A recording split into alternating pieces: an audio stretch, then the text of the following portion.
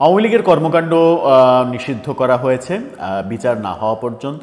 এ ব্যাপারে দেশে বিদেশে নানা রকমের মিশ্র প্রতিক্রিয়া দেখা দিচ্ছে।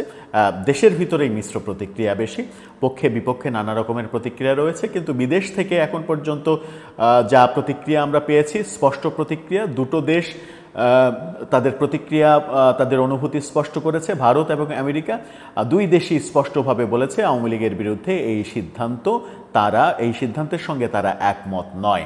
এই যখন অবস্থা, তখন আওয়ামী লীগের কর্মকাণ্ড নিষিদ্ধ করার ব্যাপারে সরকার যে প্রজ্ঞাপন জারি করেছে এবং সেখানে যে সকল বিধিবিধান যুক্ত করা হয়েছে, তাতে শঙ্কা জেগেছে যে আওয়ামী লীগ ইস্যুতে, আওয়ামী লীগ বিষয়ে, আওয়ামী লীগকে কেন্দ্র করে আদতেও কি আর কোনো কথা বলা যাবে? গণমাধ্যমেও কি আওয়ামী লীগ ইস্যুতে কথা বলা যাবে, নাকি আওয়ামী লীগ ইস্যু হলেই গণমাধ্যমের টুটি চেপে ধরা হবে?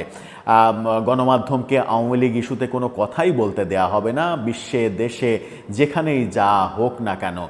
ব্যাপারটা কি সেটা, নাকি শুধুমাত্র আওয়ামী লীগ তাদের কোনো কর্মকাণ্ড দলীয়ভাবে কিংবা ব্যক্তি আওয়ামী লীগ সেইভাবে প্রকাশ করতে পারবে না, যেটাকে মার্কেটিং বলে সেই মার্কেটিংটা করতে পারবে না? আদতে কি নিয়ম করলো বাংলাদেশ সরকার? গণমাধ্যমের স্বাধীনতার প্রসঙ্গ আসছে, এটা নিয়ে বিবিসি একটা নিউজ করেছে, সেখানে গণমাধ্যমের স্বাধীনতা ব্যাপারে তারা কথা বলার চেষ্টা করেছে। কি বলছে বিবিসি?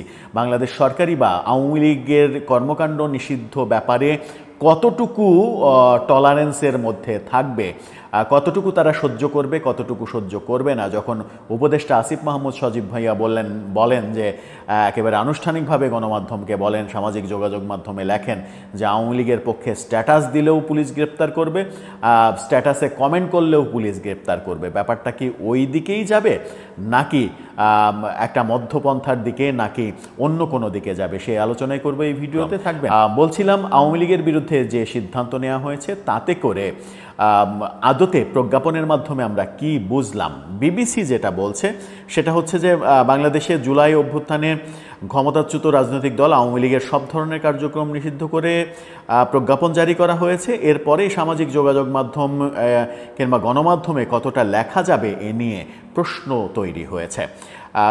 গত সোমবার প্রকাশিত প্রজ্ঞাপনে বলা হয়েছে, গণহত্যায় অভিযুক্ত দলটির নেতাকর্মীদের বিচার শেষ না হওয়া পর্যন্ত দেশের ভেতরে আওয়ামী লীগ এবং এর অঙ্গ সহযোগী ভাতৃপ্রতিম সংগঠনের যে কোনো ধরনের প্রকাশনা, গণমাধ্যম, অনলাইন ও সামাজিক যোগাযোগ মাধ্যমে প্রচারণা, যেটা বলছিলাম যে ওয়ান কাইন্ড অফ মার্কেটিং কিংবা পিআর, মিছিল, সভা সমাবেশ, সম্মেলন আয়োজন সহ যাবতীয় কর্মকাণ্ড নিষিদ্ধ ঘোষণা করা হলো। এরপরে যেটা বলা হয়েছে, এই ঘোষণার পর মত প্রকাশের স্বাধীনতার কথা বলে সরকার নিজেই সেটি ক্ষুণ্ণ করতে যাচ্ছে কিনা সেই প্রশ্ন যখন অনেকে তুললেন, তখন সরকার ব্যাপারটা ক্লিয়ার করার চেষ্টা করেছে। সেখানেই এক ধরনের স্বস্তি বোধ করছেন গণমাধ্যম কর্মীরা। সেখানে কি বলল? যদিও অন্তর্বর্তীকালীন সরকারের পক্ষ থেকে একটি বিবৃতি দিয়ে দাবি করা হয়েছে, আওয়ামী লীগের কার্যক্রম নিষিদ্ধ করা সংক্রান্ত প্রজ্ঞাপন অন্য কোনো রাজনৈতিক দল বা মুক্ত মতের মানুষের মত প্রকাশের স্বাধীনতাকে ক্ষুণ্ণ করে না। অর্থাৎ এটা আওয়ামী লীগ যারা করে না তাদের এই ব্যাপারে কথা বলতে সমস্যা নেই। মুক্তমনা যারা অনলাইনে সামাজিকভাবে বিভিন্নভাবে কথা বলেন, বিশ্লেষণ করেন, সংবাদ বিশ্লেষণ করেন, নিজের মতামত দেন, পক্ষে বিপক্ষে নানা রকমের যুক্তি উপস্থাপন করেন, সেই মুক্তমনাদের কথা বলতে সমস্যা নেই, এমন ব্যাপার স্পষ্ট করার চেষ্টা করেছে সরকার, যেটাকেও অস্পষ্ট বলছেন কিছু কিছু আইনজীবী। বিবিসি বেশ কিছু আইনজীবীর বরাত দিয়ে বলছেন যে আইনজীবীরা অন্যদিকে বলছেন, যে আইনের ক্ষমতা বলে আওয়ামী লীগকে নিষিদ্ধ করা হয়েছে সেটির পরিধি বিস্তৃত এবং কিছু বিষয় স্পষ্টভাবে ব্যাখ্যা করা নেই, ফলে আইনটির অপব্যবহার হতে পারে বলে তাদের আশঙ্কা রয়েছে। এই ব্যাপারটা স্পষ্ট নয়, আইনের ব্যাখ্যাটা সরকার এতটা স্পষ্ট করতে পারেনি বলে প্রজ্ঞাপনে সরকার স্পষ্ট করতে পারেনি বলে এই আইনটার অপব্যবহার হতে পারে, যে কাউকে ফাঁসিয়ে দেওয়ার ব্যাপারটা হতে পারে। সেটা কোনোভাবেই কাম্য নয়। বিবিসির ইনভেস্টিগেশনে এই ব্যাপারগুলো উঠে এসেছে। তবে সরকার সরকারের মানে পরবর্তী বিবৃতি ক্লিয়ার করার যে ব্যাপারটা, তারা যে ক্লিয়ার করতে চেয়েছে যে আওয়ামী লীগ করে না এমন লোকজন, মুক্তমনা যারা কথা বলে তাদের এই ব্যাপারে কথা বলতে কোনো সমস্যা নেই, এই আইনটা তাদের বেলায় প্রযোজ্য হবে না, অর্থাৎ গণমাধ্যমের টুটি চেপে ধরবে না প্রফেসর ইউনূসের সরকার।